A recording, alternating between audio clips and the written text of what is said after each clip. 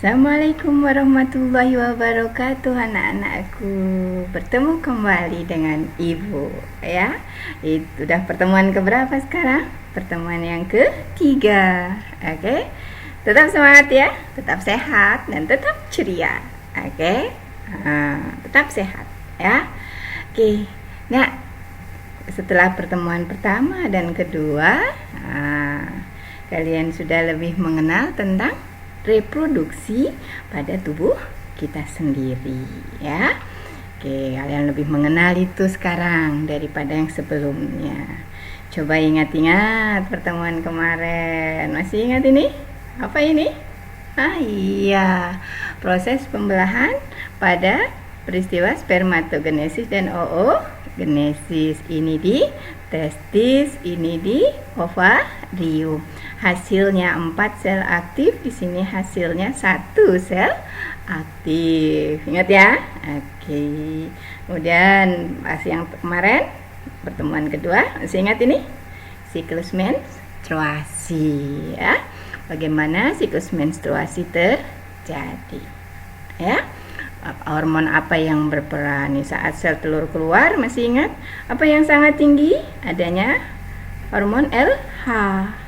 Kalau yang berperan terus, yang sangat berpengaruh pada proses menstruasi itu ada 2 hormon, yaitu hormon apa?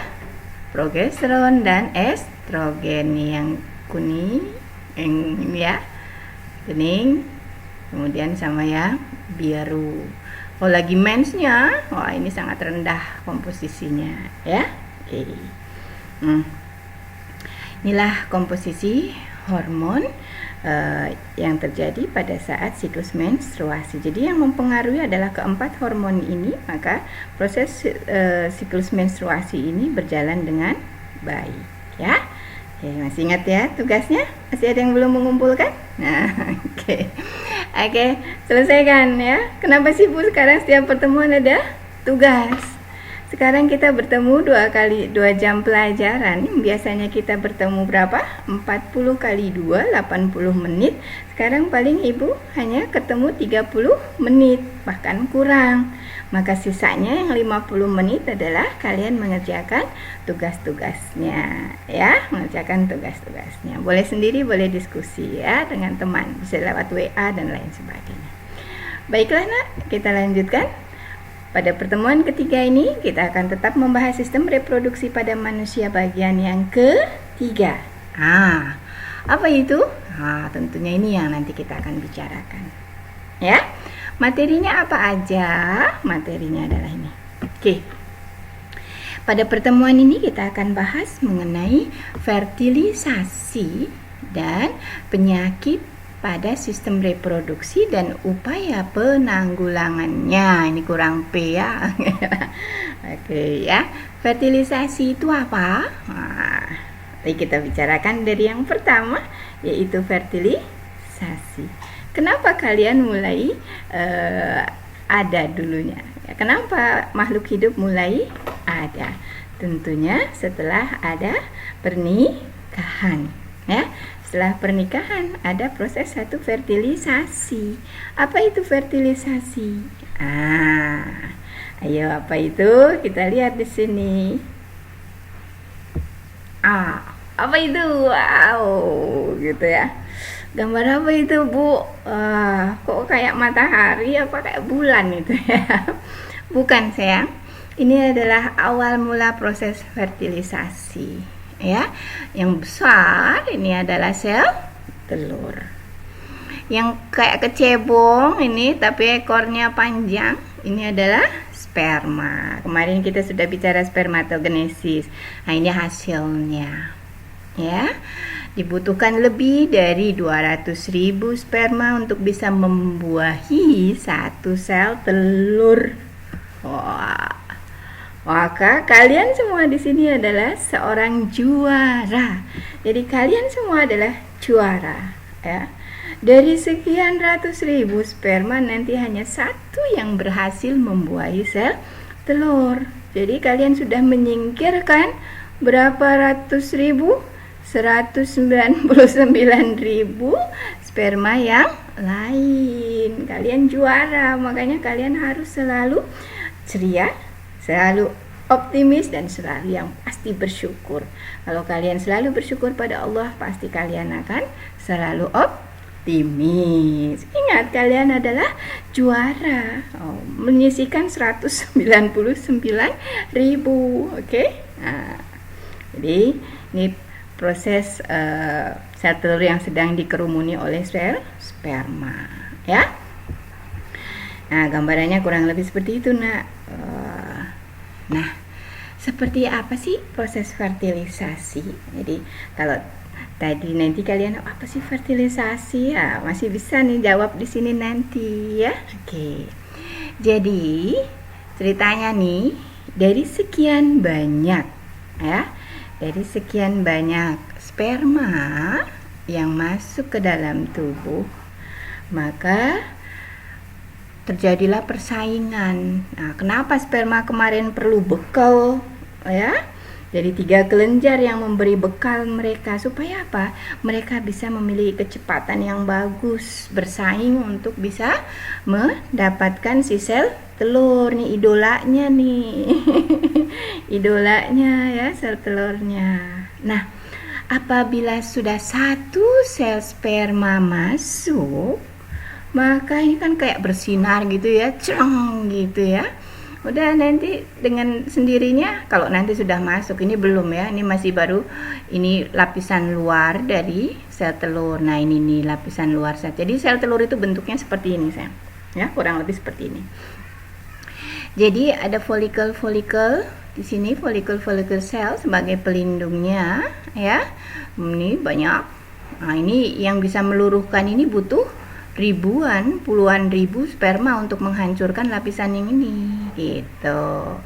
Kemudian ada zona pellucida, juga dibutuhkan puluhan ribu sperma untuk bisa meluruhkan ini. Sampai akhirnya kalau jumlahnya cukup, maka masih ada tersisa 1 atau 2 sel sperma. Nah, kalau sel sperma ini udah bisa, ini udah terbuka, kemudian 1 bisa menembus sel telur, maka terjadilah proses fertilisasi, ya.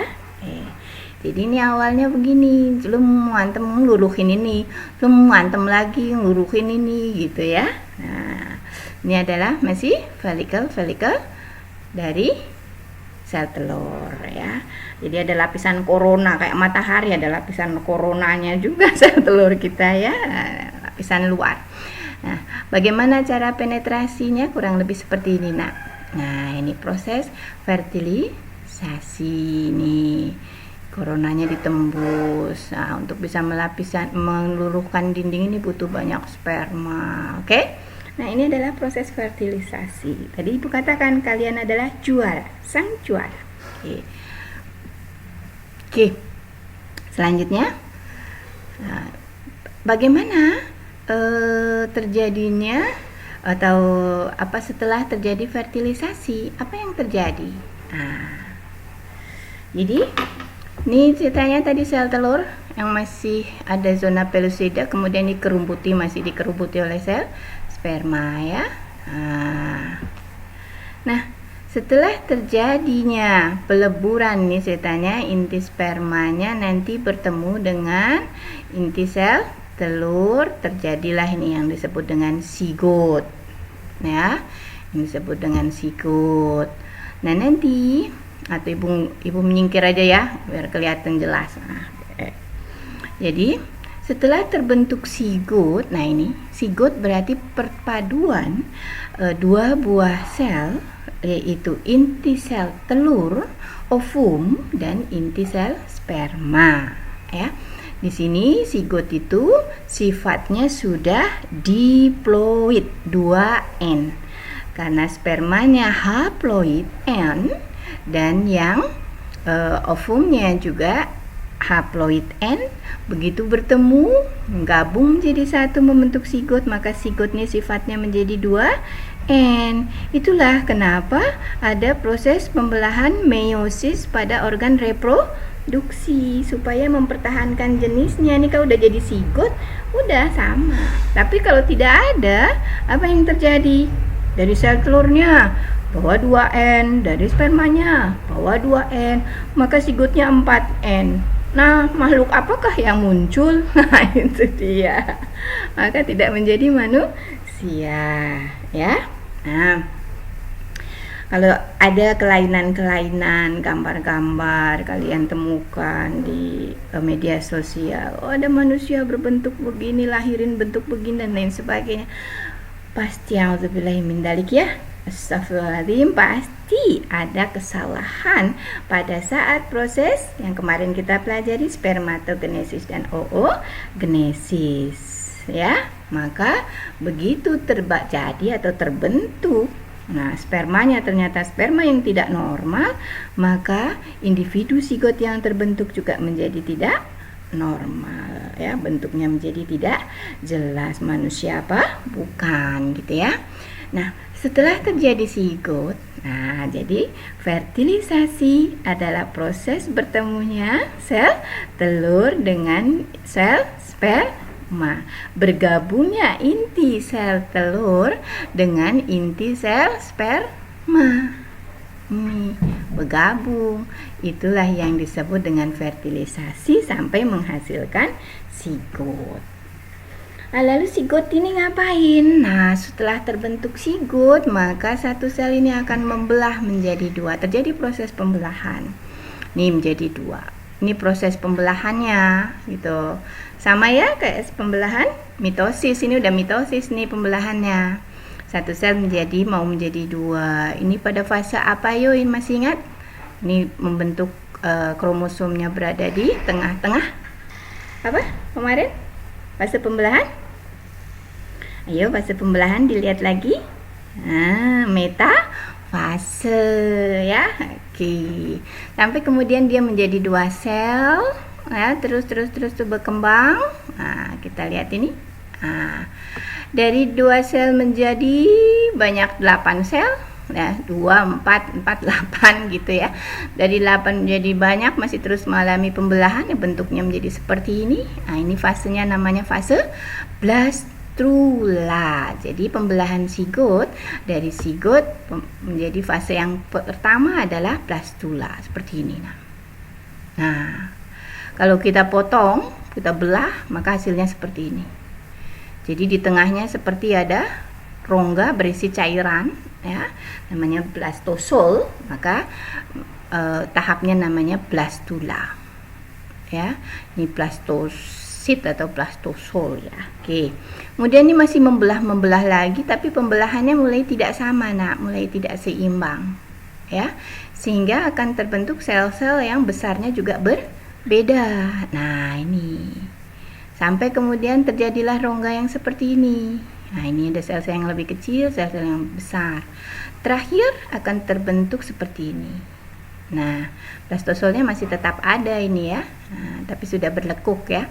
Nah, bentuk seperti ini sudah merupakan satu tahap yang disebut dengan gastrula, ya. Jadi ada tahap di sini morula. Nah, ini kurang Ibu tambahin sini. Morula, kemudian menjadi blastula, dan yang mulai udah agak sempurna terbentuk 3 lapisan embrional, ya. Kalau kita 3 lapisan embrional, nah manusia nanti belajar lebih lanjut ya di SMA, ya, lapisan-lapisan embrional pada makhluk hidup.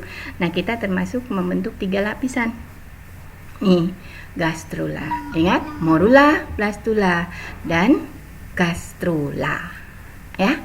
Ini tahap pembelahan zigot sampai kemudian implantasi. Yang implantasi pada tahap apa ini nanti yang implantasi? Pada tahap gastrula. Apa itu implantasi? Nah, kita lihat di sini. Nah, ini implantasi, ya. Jadi proses masuknya gastrula, nih di sini prosesnya. Jadi ini sudah masuk ke rahim, ya. Ini di sini masuk ke dinding ngusak, ya. Nah, implan, menempel, melekat, masuk ke dalam, melekat nih. Nah, ini namanya implantasi. Melekatnya embrio muda, yaitu pada tahap apa tadi? Gastrula ke dalam endometrium. endometrium, ya, ke dalam endometrium. Nah, yang tadi Ibu jelaskan di sini, yang ini prosesnya terjadinya di mana, Nak? Jadi proses fertilisasi sampai mulai sigot-sigot membelah sampai menjadi blastosol itu terjadinya di sini. Nah, terjadinya di sini apa ya namanya ini? Ovida. Ya. Jadi kurang lebih setelah sel telur mengalami ovulasi, keluar dari ovarium ditangkap oleh infundibulum atau lengan-lengan dari ovidak, ya, jari-jari dari ovidak, ya.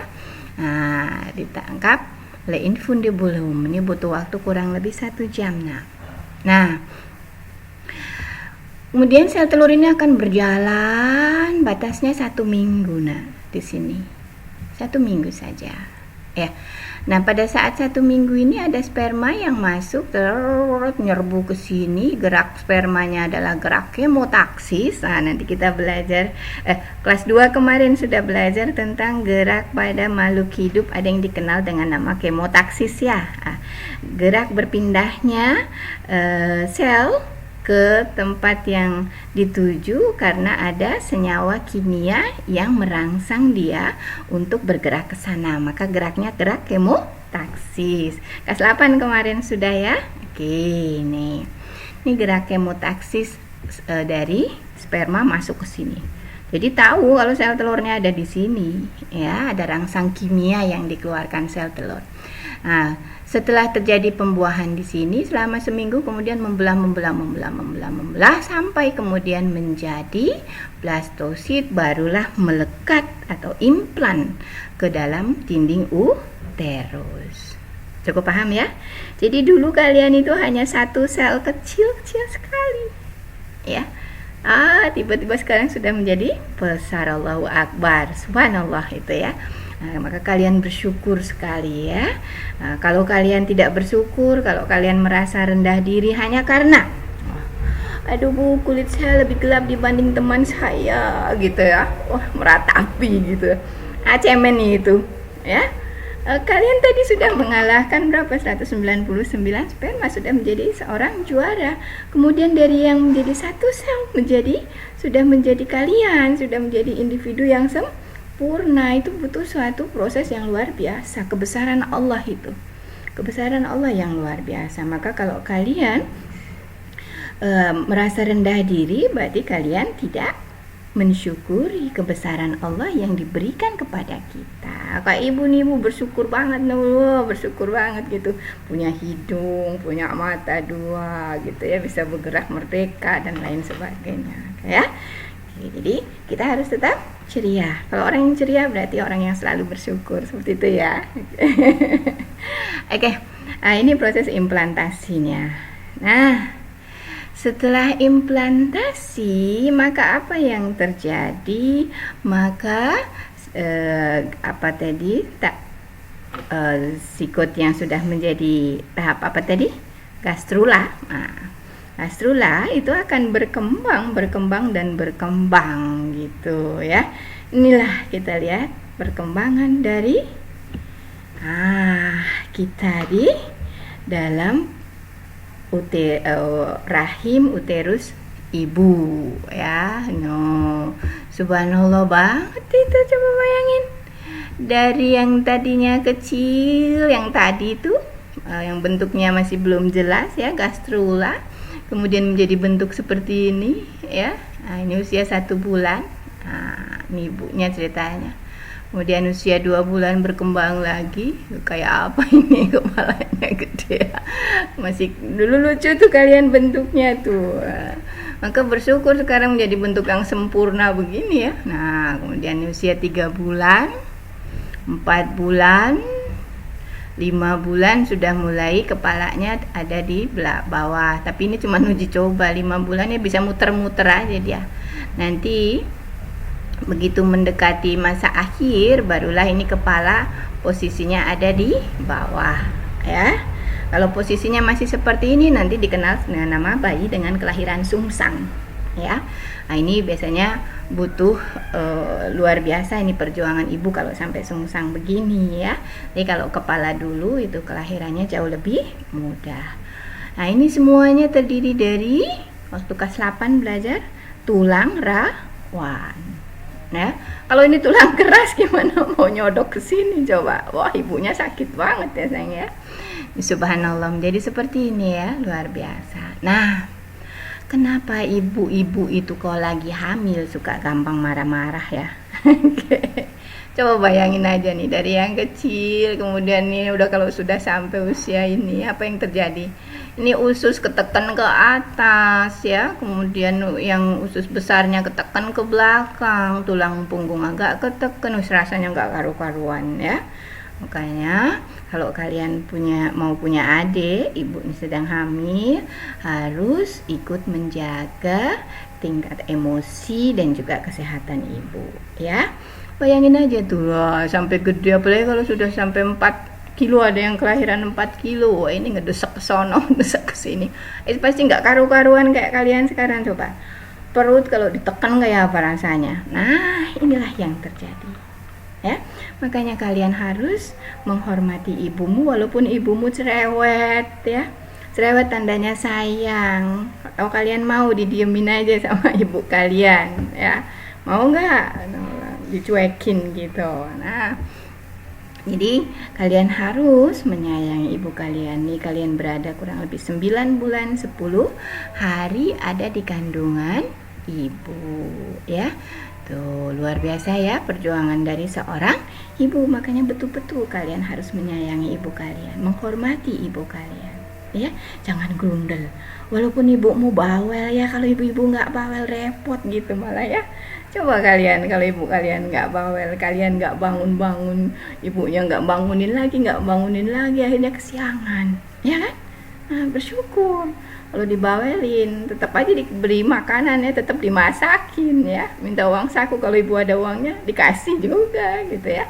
Oke, jadi kalian harus bersyukur ya. Betul-betul harus bersyukur ya, seperti ini. Ini perjuangannya seorang ibu 9 bulan 10 hari. Ada kalanya nanti kalian yang perempuan juga akan menjadi seorang ibu insya Allah ya. Oke. Nah, setelah 9 bulan, nah terjadilah proses nih kelahiran. Oh, bayangin nih kelahiran nih, coba dari yang kecil segenggaman uterus segenggaman menjadi bengkak. Wah, ini udah desek kemana coba nih, ini tulang ekornya udah ke tekan. Nah, inilah kenapa ibu-ibu hamil itu biasanya suka sembelit ya, karena bersamaan dengan perkembangan dari janin, ini, maka usus besar itu juga akan semakin tertekan, ya, sehingga pada saat mau membuang makanan, mengeluarkan feses itu mengalami satu kesulitan, ya. Makanya bagusnya kalau ibu-ibu hamil itu sering makan buah-buahan dan sayur, ya. Oke, nah ini proses melahirkan. Coba bayangin nih dari sini duduk sini. Apa yang terjadi pada proses kelahiran? Nah, kelas 8 kita sudah bicara tentang gaya. Nah, dengan adanya gaya gesek dengan rahim, ya, maka menyebabkan otot-otot pada rahim harus bekerja lebih keras menekan dari si bayi supaya bayi ini terdorong keluar, ya. Nah, kenapa sakit? Ya sakit dong, dari lubang kecil harus bisa ngeluarin segini, vaginanya kecil, nah harus mengeluarkan segini besar. Subhanallah, itu kebesaran Allah, ya. Ada juga seorang ibu yang tidak sanggup melakukan ini sampai meninggal. Jadi kelahiran kalian itu bersamaan dengan perjuangan nyawa, taruhan nyawa. Maka kalian harus lebih sayang terhadap ibu kalian, secerewet apapun. Ya, bayangin aja deh kalau ibu kalian nggak ada. Wah, pulang tiba-tiba ada bendera kuning di rumah, apa yang kalian lakukan? kalian sudah tidak bisa melakukan apa-apa kecuali hanya penyesalan. Maka sebelum itu terjadi, supaya kalian tidak menyesal, maka berbaktilah selama orang tua kalian masih hidup, selama ibu kalian masih cerewet. Syukuri itu. Wah, alhamdulillah ibuku masih bisa ngomelin aku, masih cerewetin aku, berarti masih hidup, masih sehat gitu ya. Daripada dipendem, nanti jantungnya nggak kuat, malah sakit jantung, meninggal. Innalillahi, jangan sampai ya gitu. Kalian pulang tiba-tiba ada bendera kuning, subhanallah, jangan sampai ya. Maka berbaktilah pada orang tuamu supaya tidak ada penyesalan di kelak kemudian hari. Oke? Nah, ini perjuangan waktu kalian lahir ya. Oke, luar biasa ya. Jadi proses kalian itu luar biasa. Nah yang ini, ini peristiwa terjadinya bayi kembar. Nah ini bayi kembar lucu ya. Nah kalau mukanya sama, ini bayi kembar dari satu telur. Nah, satu telur tapi yang masuk bersamaan itu 2 sperma. Jadi harus bersamaan. Nah, jadi pada saat tadi peristiwa yang tadi, mana tadi ya, yang proses implantasi ya. Nah ini harus bersamaan. Jadi bayi kembar, kalau bayi kembar ada 2 sperma dengan kecepatan yang sama masuk secara bersamaan, barulah bisa terjadi bayi kembar. Kalau hanya satu begitu, satu kemudian nanti masuk lagi satu, nggak mungkin. Begitu satu masuk, maka segera ini sel telur yang sudah mau menjadi zigot sudah memberikan satu batasan tersendiri ya, sudah ada batasan tersendiri, membuat satu lapisan yang sangat kokoh yang tidak bisa lagi ditembus oleh sperma manapun ya. Jadi harus bareng-bareng 2 sperma, kecepatannya sama, letaknya sama ya, letaknya bersamaan, jaraknya, kecepatannya sama, nembus bareng 2, maka akan terbentuklah bayi kembar ya.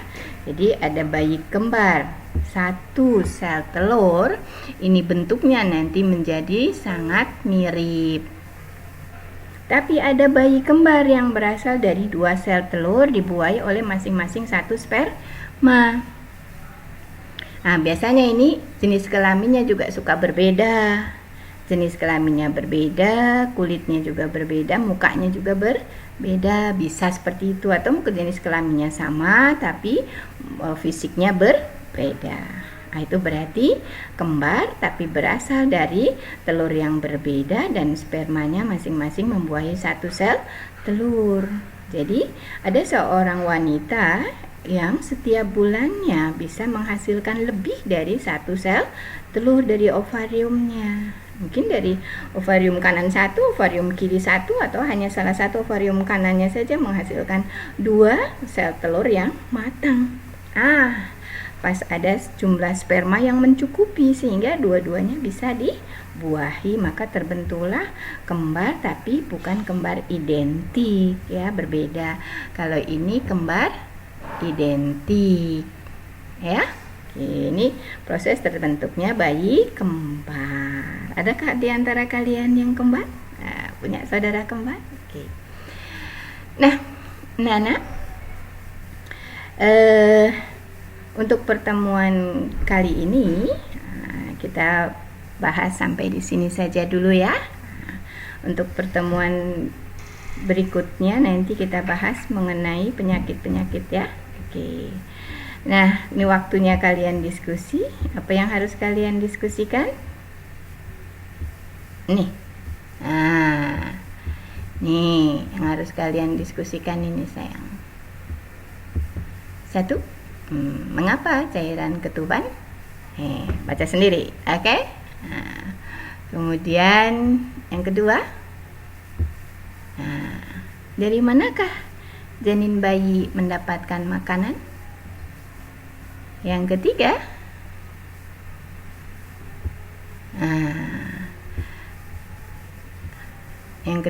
mengapa wanita hamil sering mengalami sembelit? Yang ketiga, mengapa kita wajib berbakti kepada orang tua? Ya, sampai di sini saja pertemuan kita hari ini ya. Sampai bertemu lagi di pertemuan berikutnya, yaitu pada pertemuan yang membahas tentang apa yang akan kita bahas yang kita bahas adalah tentang penyakit-penyakit pada sistem reproduksi. Jangan lupa tugasnya. Oke. Jangan lupa tugasnya yang tadi, ya. Dikerjakan nih dan nih. Assalamualaikum warahmatullahi wabarakatuh. Sampai bertemu kembali pada pertemuan yang keempat. Assalamualaikum warahmatullahi wabarakatuh. Tetap sehat, tetap semangat. Allahu Akbar.